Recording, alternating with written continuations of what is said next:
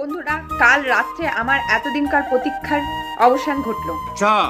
কাল রাত থেকে আমার হাব ভাব চাল চলন সব চেঞ্জ।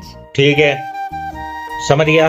আমার বর আমাকে কালকে রাতে বলে যে আমি তো সামান্য চাকরি করি, তা আম্বানির বউ কোথা থেকে চলে এলো আমার ঘরে। ও একদম ঠিক বলেছে। কাল রাত থেকে আমার খুব গরম লাগছে, সত্যি আমি ঘেমে যাচ্ছি, এত গরম লাগছে না, প্রচন্ড গরম লাগছে। আরে বৈদেশি মানুষ, অ্যাকাউন্টে যদি কারোর তিনটে 500 টাকা নোট থাকে তার গরম লাগবে না? সত্যি যারা বড় লোক তাদের কত গরম লাগে আমি সেটাই ভাবছি। হ্যাঁ, আমি তো খুঁজেই পাচ্ছি না এতগুলো টাকার কি করব।